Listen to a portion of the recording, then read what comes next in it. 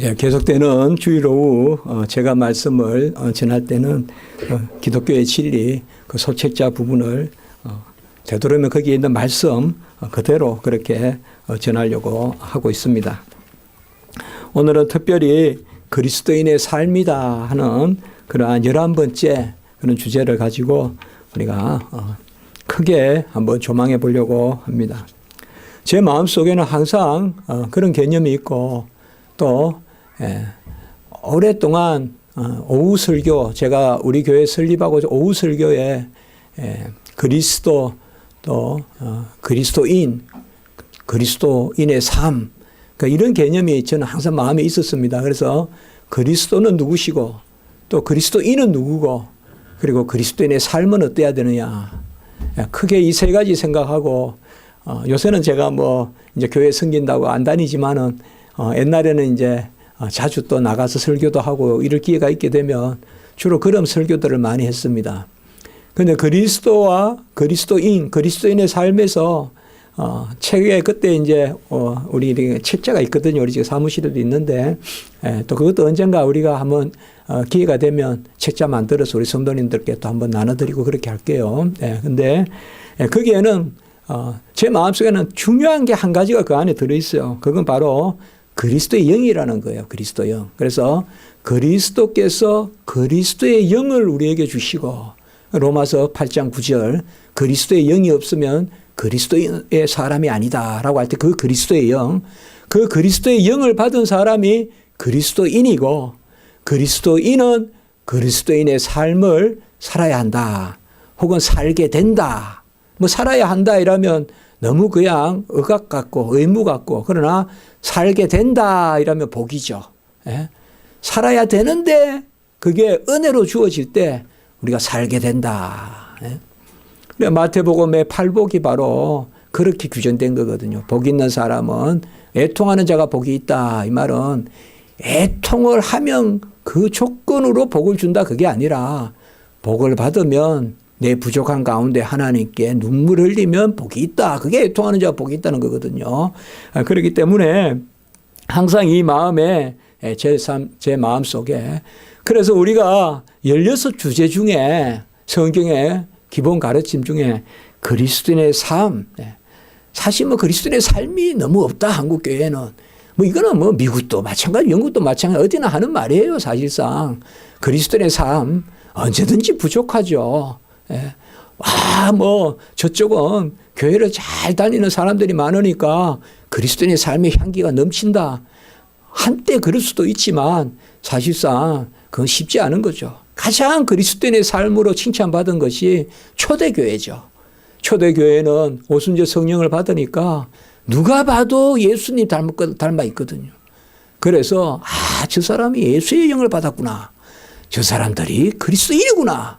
요새로 말하면 예수쟁이구나. 그러니까 안디옥 교회에서 그리스도인이라는 이름이 붙은 거예요. 왜 그리스도인이라는 이름이 붙었겠어요? 그리스도를 닮죠. 어떻게 해서 그리스도인을 닮습니까? 그리스도의 영을 받으니까 있는 거 없는 거 나눠서 주고 예수님이 하신 거거든요. 그리고 먹고 떡을 떼고 예수님이 아예 별명이 바로 먹기를 탐하는 자. 그만큼 예수님은 함께 나누는 거 좋아하셨다 이 말이에요. 그리고 이 사람들이 영을 받으니까 보혜사 성령을 받으니까 땅 끝까지 나가더란 말이에요. 그것도 가만히 보니까 예수님이 하신 거거든요. 예수님이 그라사 지방도 가고 예수님이 사마리아까지 가시고 그 당시에 걸어 다니는 것이 보통 일이겠어요. 아예 그쪽 동네 사는 것은 몰라도 흩어져서 예수님이 다 돌아다니셨단 말이에요. 그걸 가만히 보니까 예수 닮았다. 그래서 우리가 그리스도인의 삶이라는 것을 이 네 가지로 그리스도가 계시고 그리스도가 그의 영을 우리에게 주시니 우리가 그리스도인이 되었고 이제 그리스도인이 된 사람으로서 어떻게 살아야 되느냐. 그게 그리스도인의 삶이다. 그래서 그리스도인의 삶의 교리라는 것이 있습니다. 저는 이 강단에서 참 이런 말씀 전할 때마다 힘듭니다. 그냥 복음은 이렇다. 은혜 받자 이러면 되는데 이런 뭔가 우리가 삶을 이야기하고 이러면 하나님이 저부터 혼내신다는 생각이 들어서 이게 항상 그런 마음이 있습니다. 그러나 칼빈이 이야기했듯이 그래도 내가 오히려 담대하게 가운데상에 서는 것은 하나님이 먼저 나를 가르치심이라 이렇게 이야기했거든요. 하나님이 먼저 나의 부족함을 채찍해 준다. 그래서 행여라도 여러분 이런 것을 저 문 목사는 뭐 자기가 잘났다고 혹시 그렇게 들리면 여러분들이 너그럽게 생각해 주세요. 그렇게 할 수 없어서 매번 이렇게 토를 달 수가 없잖아요. 나는 안 됩니다. 우리가 뭐 어버이날 설교할 때도 마찬가지고 뭐 효도하라고 하지만 제가 불효자인데 어떻게 효도하라 하겠습니까? 그래도 매번 설교 때마다 저는 안 되는데 여러분 우린 이렇게 할 수가 없잖아요. 그래서 사실상 전하지 않을 수도 없고 그런 겁니다. 그러나 다만 이런 마음은 있어요. 회개는 하나님 앞에서 하고 그리고 말씀은 담대하게 전하고 이런 것이 우리 주의 종의 삶이 아닌가 이렇게 생각해 봅니다. 비가 와서 그동안 주로 옛날에는 양재천 쪽에 좀 친하게 다녔는데 자연히 교회가 이쪽으로 오니까 이제는 양재천 쪽보다 우면산 쪽으로 더 반경이 이제 아무래도 안 그렇겠습니까? 우리 집은 양재천과 우면산 사이에 있는데 옛날에는 양재천에 좀 가서 뭐 그 꽃도 많고 개울도 있고 참 뭐 저는 개울이 있고 이런 데 참 살고 싶은 게 제 소원인데 어쨌든 그쪽이 그렇거든요. 그래서 개울이 흐르고 꽃도 있고 근데 이제 요새는 주로 교회 시간만 나면 교회 와보고 또 우면산도 너무 좋으니까 우면산 한번 올라갔다 오고 근데 이번에 비가 많이 오고 이래서 장마철에 또 불구경 못지않게 비구경도 재밌거든요. 어릴 때 장마철 지고 이러면 꼭 그냥 내가 이런 데 서서 막 돼지도 떠내려오고 막 그러거든요. 수박도 떠내려오고 둥둥둥둥 떠내려와요. 어디서 오는지. 그래서 이제 양재천에 가보니까 이미 물이 좀 줄었는데도 많이 차 있더라고요. 우리가 양재천은 깨끗하고 양재천 물은 맑고 그러나 장마철에는 물이 흙탕물이죠. 그런데 양재천 물은 흙탕물이야 이렇게 안 하죠 우리가. 그렇죠. 마찬가지예요. 성도들도 장마질 때 있어요. 성도들도 흙탕물이 일 때가 있어요 우리 안에. 그렇다고 해서 우리가 흙탕물이다 이렇게 안 하죠. 양재천에 뭐 물이 맨날 길까지 와가지고 철벅철벅 거린다 안 하잖아요. 그러나 장마철에는 물이 다 타고 올라오잖아요. 그 위에까지. 마찬가지예요. 저도 우리 교회에 이렇게 물 새고 여기 한 군데 또 저기도 조금 새고 하는데 힘들어도 또 하나님 뜻이 있겠거니 두 군데 물이 새니까 이제 고치려고 들어요. 그래서 이것도 하나님 뜻이겠구나. 우리가 세 군데 조금 여기 복도에 이러면 좀 물이 좀 떨어지잖아요. 근데 업주가 와가지고 제가 요새 여기 뭐 소장이나 마이 좀 이렇게 관계가 그렇잖아요. 그래도 뭐 같이 이야기하고 그러는데 업주가 와가지고 시원시원하게 이야기하더라고요. 시원시원하게. 제가 딴 건 몰라도요. 그런 거 다 녹음해 놔요. 있잖아요. 딱 눌러놔요. 이게 제가 우리 집 같으면 그렇게 안 해요. 우리 집에 와가지고 무슨 뭐 벽지 붙이고 이러면 그래 안 해요. 다 녹음해 놔요. 다음에 슬쩍 갖다 줘요. 그때 보니까 여기는 뭐 하나 쏘면 되고 여기는 뭐 보니까 문제가 2층에 있는 것 같고 전문가가 그렇게 이야기하고 견적 내서 고쳐준다 했는데 왜 안 고쳐줍니까? 증거 있습니까? 이러면 그때 뭐 핸드폰이 지가 알아서 눌렸는가 녹음이 돼 있다. 그런데 갖다 내면 되죠. 그러니까 좀 보라고 그렇게 하려고요. 그래서 제가 이제 그 생각을 해봤어요. 우리 교회도 조금 이렇게 소위 좀 흠이 있다고 해서 우리 교회는 거기서 물 떠내려가는 거고 안 그렇잖아요. 뭐 조금 이러면 그냥 난리가 나잖아요. 물 난리가 났다 그러는데 물 난리 난 데 있어요 진짜. 그러나 물이 똑똑똑 떨어져도 무슨 물 난리 났다 그런단 말이에요 사람들은. 근데 마찬가지예요. 그리스도의 영을 받은 사람들은 언제 평소에 이야기해야죠. 평소 양재천의 모습과 같이 그리스도의 영을 받은 사람은 고요하고 물이 맑고 이제는 거듭났기 때문에 그래요. 그러나 우리 안에 아직 육체의 소욕이 있어요. 아직까지 장마철이 있다고요. 아직까지 한랭정선에 그 다음에 우기, 근기가 있어가지고 장마도 있고 가문도 있어요. 우리 안에도. 그렇다고 해서 우리가 맨날 흙탕물이다 그렇게 말하면 안 된다 이 말이에요. 이제는 우리가 거듭난 사람으로서 그리스도의 영을 받은 사람으로서 나는 이제 내가 사는 것이 아니요 내 안에 그리스도가 산다.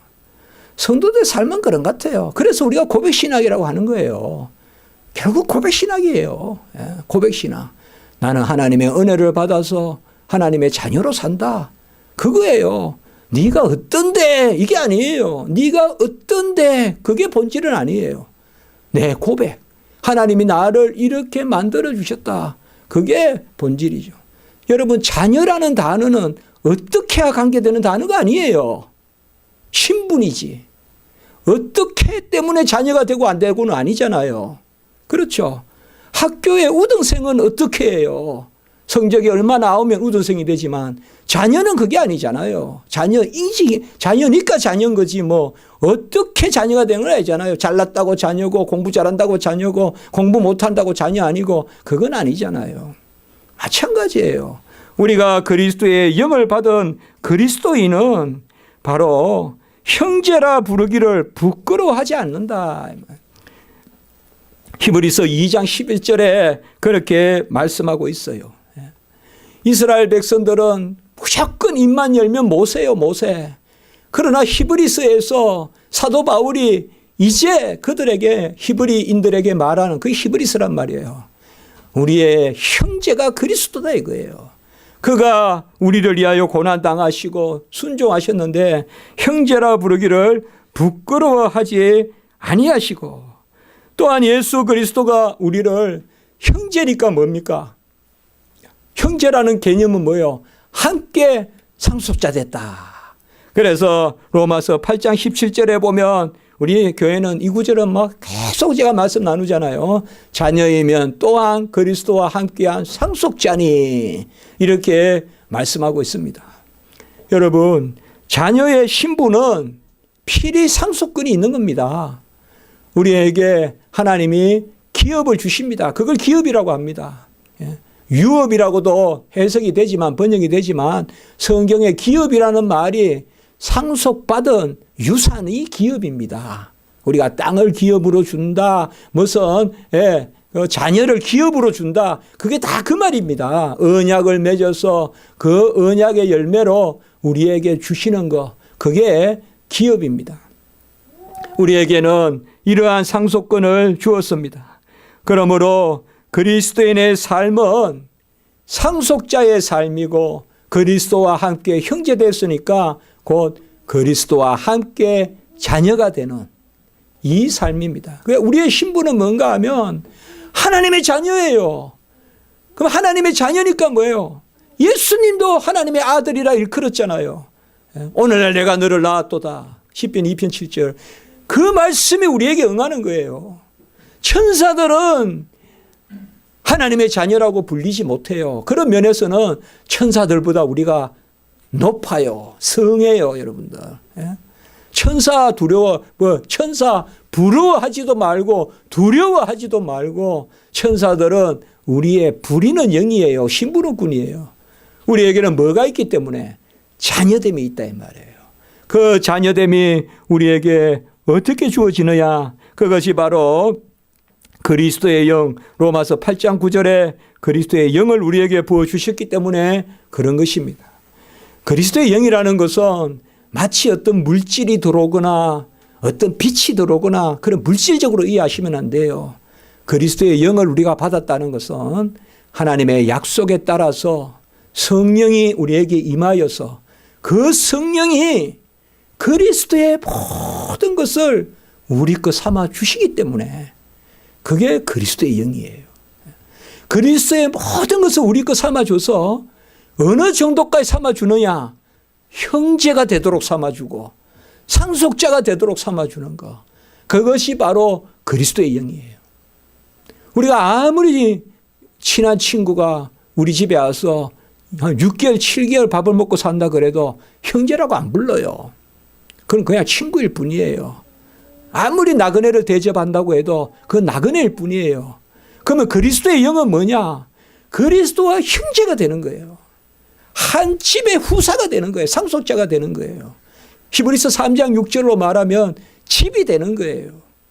함께 한 집이 되어서 함께 지어져 가는 그것이 바로 예수 그리스도의 영이에요. 지금은 우리가 아직까지 덜 깨달아서 큰 아멘이 없는 거예요.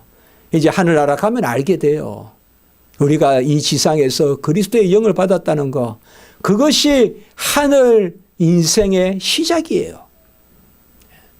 우리가 벌써 시작한 거예요. 천국의 삶을. 여러분, 그걸 맛봤다고 그래요. 우리가 천국의 삶을. 어떤 면에서 시작했는 줄 압니까? 이미 모든 공로는 다 받았어요. 우리가 새로운 공로는 없어요.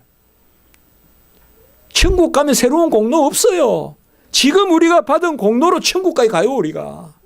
그 공로는 누구의 공로냐? 예수 그리스도의 공로예요. 이것 하나만 있으면 마지막 때 걱정할 거 하나도 없어요. 이거 하나만 아멘 확실하게 하면 말세에 여러분들이 모든 이단이 나타나서 행행하고 믿는 성도가 많이 실족하는 일이 일어날지 몰라도 절대 우리는 흔들리지 않아요. 한 가지만 알면 돼요. 뭐냐? 내가 받은 은혜가 족하다 이 말이에요. 예? 아멘. 내가 받은 은혜가 족하다 이 말이에요. 그 은혜가 무슨 은혜냐? 예수 그리스도께서 다 이루신 그 의를, 그 공로를, 그 선함을 나에게 다 주신다 이 말이에요. 이걸 우리는 뭐 하느냐? 고백하는 거예요. 고백은 뭐냐? 신분이에요. 신분. 소유가 아니라. 내가 내 주머니에 빵이 없는데 빵이 있다. 그렇게 고백할 수는 없어요. 그러나 자녀는 신분이기 때문에 내가 못나도 자녀라고 고백하고, 그래서 고백이 중요한 거예요. 소유를 쫓아가는 신앙은 고백 신앙이 될 수가 없어요. 왜요? 내 주머니에 뭐가 들었을 때는 하나님이 아버지 같고, 내 주머니에 아무것도 안 들어있으면 하나님이 아버지 아닌 것 같고, 그 소유를 쫓아가면 고백 신앙이 안 돼요. 그건 다 기복 신앙 돼요. 다 윤리 신앙 돼요. 기복 신앙 돼요. 심리 신앙 돼요. 우리는 고백 신앙이에요. 고백 신앙은 뭔가 하면 하나님은 아버지시여, 나는 그의 자녀요. 우리가 예수 그리스도의 영을 받았다. 그 영을 받았기 때문에 우리가 십자가를 밝히 보게 되고 예수 그리스도의 음성을 듣게 되고, 음성을 듣는다는 것은 오늘 아침에도 말씀드렸지만은 밝히 본다는 것은 미리 우리 안에 적어 놓아 주셨다. 성령이 임하면 진리가 우리 안에 이 심령의 돌비에, 하박국서로 말하면 마음판에 성령이 임하면 기록되는 거 우리 안에. 여러분 안에 다 기록되어 있어요. 심령의 판에. 그거를 하나님이 은혜로 기록해 주신 거예요. 내가 연구해서 기록하는 게 아니라. 우리는 그 기록된 판을 가지고 그 가운데 자라가는 거예요. 이미 우리를 지식을 주셨기 때문에, 그러한 것을 우리에게 주시기 때문에 이제는 우리가 어떻게 살아야 되느냐. 그 그리스도의 영을 받아서 그리스도인이 되었기 때문에 어떻게 살아야 되느냐. 로마서 14장 8절은 이 말씀을 우리에게 알려주고 있어요. 살아도 주를 위하여 살고 죽어도 주를 위하여 죽나니 그러므로 우리가 사나 죽으나 주의 것이다 라고 이렇게 말하고 있습니다. 성경을 읽을 때 우리가 누구를 위하여 산다 이렇게 이야기하니까 우리가 하나님을 위하여 산다, 주를 위하여 산다, 교회를 위하여 산다 이러니까 마치 우리 거가 빼앗기는 것 같고 부족한 것 같고, 절대 그렇게 생각하시면 안 됩니다. 하나님은 부족함이 없습니다. 우리 거를 받고자 하시는 하나님은 결론적으로 한 가지밖에 없습니다. 완전하신 것을 나누시려는 것입니다. 하나님 우리에게 영광을 받고자 하는 것은 한 가지예요. 하나님은 완전하신 분이요, 완전한 영광에 계신 분이에요. 우리의 영광이 없어서 하나님이 가라신 분이 아니에요. 그런데 왜 우리의 영광을, 예배를, 존귀를, 찬양을 받고자 하실까요? 그것은 우리 것을 받아주신다는 그 하나님의 은혜로운 표현을 써주셨지만 그 속을 들여다보면 하나님 것을 나눠주시는 거예요. 하나님 것을 나눠주시는 거예요. 성경에서 하나님께 우리가 무엇을 드린다는 것은 하나도 어김없이 하나님 것을 받는 거예요. 왜요? 하나님은 우리에게 받을 게 없어요, 사실. 하나님 완전하세요. 하나님은 더 채워질 것이 없는 분이에요. 그렇기 때문에 사나 죽으나 주를 위해서 산다는 것은 뭐예요? 우리가 나를 위해서 죽는 것이요, 나를 위해서 사는 것이에요. 그것이 뭐예요? 주를 위해서 죽는 것이고 사는 거예요. 주를 위해서 죽는 게 나를 위해서 죽는 거고, 주를 위해서 사는 것이 나를 위해서 사는 거예요. 이것을 우리 성도님들은 두 번 생각할 필요가 없어요. 이 버릇을 들여야 돼요. 하나님 위해서 사는 게 나를 위해서 사는 거다. 이 버릇을 들여야 돼요. 십자가를 지는 것이 십자가의 은혜다. 이 버릇을 들여야 돼요. 이게 생활 습관이 돼야 돼요. 이게 성도의 성숙함이에요. 네. 내가 하나님께 이렇게 하면 내가 미치는 거 아니야, 내가 손해보는 거 아니야, 하나님은 뭐 해주실 건데, 그게 아니라 여전히 포도원을 그렇게 읽으면 안 된다 이 말이에요. 그렇게 읽는 사람은 어쨌든 늦게 들어가는 게 좋고, 늦게 들어가서 덜 일하고 받는 게 좋고, 그건 하나님 나라를 잘못 알고 있다 이 말이에요. 우리는 하루라도 빨리 하나님과 동행하고 하나님과 함께 살아가는 거, 그게 즐거운 일이 아닙니까? 그래서 디모데후서 2장 15절 오늘 읽었지만은 진리의 말씀을 옳게 분별하여 우리 자신을이란 게 중요합니다. 여기 디모데후서 2장 15절에는 우리의 소유가 아니라 우리의 자신을, 신분을, 이것도 고백이에요, 여러분들. 우리 자신을 드리기에 힘쓰라 이라니까, 야, 뭘 이렇게 많이 달려고 하냐. 그게 아니라 자신은 다 있잖아요. 가부도 자신이 있고, 부자도 자신이 있고, 가난뱅이도 자신이 있잖아요. 중심. 자신을 드리기에 힘쓰라 이 말은 내 모습 이대로 주봐도 없어서, 날 구원하신 주 날 받아줄 수 없어서 찬송 있잖아요. 내 모습 이대로 주받을 수 없어서, 그게 자신을 드리는 거예요. 저는 이 말씀이 항상 위로가 돼요. 모르겠어요. 뭔가 많이 가진 사람은 자신을 드리라 하니까 부담스러울지 몰라도 나 같은 사람도 드릴 게 있네. 뭐가 있어요? 내 자신이 있잖아요. 내 자신이 누구예요? 하나님의 자녀잖아요. 우리 이 십자가지기 성도님들의 이 신앙은 이러한 존재의 신앙으로 바뀌어야 돼요. 모든 것을 이러한 존재 가운데, 고백 가운데, 신분 가운데, 자녀된 가운데서 우리가 아멘 해야 돼요. 오늘 제가 계속 말씀이잖아요. 그리스도의 영을 받아서 그리스도와 함께 자녀되고 함께 상속자 되고, 이것은 어째서의 영역이 아니에요. 네가 어째서 자녀되고, 네가 못하니까 자녀 아니고, 네가 잘하니까 자녀되고, 그게 아니에요. 네가 더 많이 가졌으니까 하나님께 드릴 게 있고, 너는 덜 가졌으니까 하나님께 드릴 게 없고, 그게 아니에요. 하나님은 가부의 두렛돈을 보신다. 가부의 두렛돈은 뭐예요? 사르다 가부가 엘리야에게 떡을 주고 기름 한 방울을 준 게 뭐예요? 그게 그가 가진 전부 다예요. 그것을 바로 이야기하고 있어요. 여러분, 우리 자신을 드릴 때 드린다는 게 뭐라 그랬어요? 우리 자신이 누리는 거예요. 이걸 아셔야 돼요. 하나님은 성경 우리가 66권 전부 다 얻어를 보세요. 인간이 믿지는 장사를 합니까? 제가 좀 가한 말을 씁니다만은 오후 예배니까 좀 이런 말도 해볼게요. 하나님이 손해보세요, 항상. 하나님이 항상 손해보신다고요. 인간이 손해보는 일은 없어요. 하나님이 뭘 하신다라고 명령하실 때 내가 손해볼게 하면 시작하시는 거예요. 하나님이 우리에게 소명을 주실 때 내가 당한다 하자 이거예요. 그래서 우리가 우리 자신을 드릴 때 디모데후서 말씀을 드렸지만 우리 자신을 드린다 말이에요. 이 우리 자신을 드리는 두 모습이 뭐냐? 누가복음의 말씀으로 10장 27절에 바로 마음을 다하고 목숨을 다하고 힘을 다하여 하나님을 사랑하고 그 다음에 내 이웃을 내 몸과 같이 사랑하라. 이게 이겁니다. 그러니까 그리스도인의 삶은 뭐냐? 우리 자신을 드리는 두 가지가 뭐냐? 먼저 하나님을 사랑하고 그리고 내 이웃을 내 몸과 같이 사랑하라 라고 이야기했습니다. 이것이 바로 그리스도인의 삶입니다. 다시 우리가 나누지만은 예수 그리스도의 멍에는 우리의 힘이 됩니다. 내 멍에를 메고 내게 배우라. 그래야면 너희가 힘을 얻으리라. 우리가 십자가를 지는 것, 이것은 마태복음 11장 27절, 28절, 29절, 30절까지 쭉 보면 뭐예요? 그리스도의 멍에를 지는 거예요. 그런데 그리스도의 멍에는 은혜의 멍에고, 그리스도의 멍에는 바로 우리를 오히려 독수리같이 끌고 올라가서 높은 것을, 먼 데 것을 보게 하시고 신령한 것을 먹게 하시는 것이죠. 그렇기 때문에 우리 성도님들, 우리 교회를 위하여서 기도하시고 섬기십시오. 그리고 이웃을 위하여 기도하시고 섬기십시오.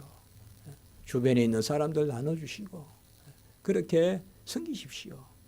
그것이 봐요, 복이에요, 우리에게.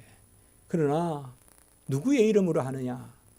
내 이름으로 하지 말고 그리스도의 이름으로 하세요. 그러면 돼요. 매사에 만사에 주 예수 그리스도의 이름으로 하시라고요. 그러면 그게 천국의 상급이 돼요. 내 이름으로 하면 안 돼요. 그리스도의 이름으로 해야 돼요. 주님의 이름으로 해야 돼요. 내가 가진 게 많아서 내가 했다 이렇게 하면 안 되고 예수 그리스도의 이름. 나는 아무것도 없는데 주님의 은혜로 사는데 주님의 이름으로 내가 이렇게 산다. 이것이 바로 십자가를 지는 거예요. 이웃을 위하여 빵 한 조각 나눠주고 이웃을 위하여 김치 한 포기 나눠 먹으면 그게 십자가를 지는 거예요. 그러나 누구의 이름으로? 주님의 이름으로 하시란 말이에요. 그게 십자가를 지는 것이요. 그게 주님의 멍에요. 그게 은혜요. 그때 내 멍에를 메고 내게 배우라. 그리하면 너희가 쉼을 얻으리라. 이런 말씀은 우리가 다 영적으로 그냥 팍 뛰들어와야 되네 안에. 내 멍에를 메고 내게 배우라. 그리하면 너희가 쉼을 얻으리라. 여러분, 안식이 어디 있습니까? 멍에를 메야 돼요. 십자가를 지어야 돼요. 그러면 그게 힘든 일입니까? 바로 은혜예요. 항상 이랬어요. 우리가 마음속에 가져야 되는 것입니다. 이 말씀 가운데 십자가를 지라. 이것이 바로 그리스도인의 삶. 그리스도인의 삶은 가장 복된 삶이고 즐거운 삶이고 그리스도 안에서 내가 온전해지고 자라가고 내가 치료받고 내가 회복되고 그게 그리스도인의 삶이다. 그것이 바로 십자가를 지는 것이다. 이렇게 말하고 있습니다. 하나라도 하나님이 하시지 않는 게 없습니다. 기도드리겠습니다. 거룩하고 자비로우신 하나님 아버지, 그리스도의 영을 받아 그리스도인이 되었으니 이제 그리스도인의 삶을 사는 또 그 자리로 우리를 인도하시니 아멘 아멘 하면서 주님의 영으로 주님의 인도하심으로 나아가는 저희들이 되게 하시고 이 모든 은혜가 우리 성도님들에게 임하게 하시고 우리 성도님들 다 불쌍하게 여겨 주시옵소서. 예수님의 이름으로 기도드리옵나이다. 아멘.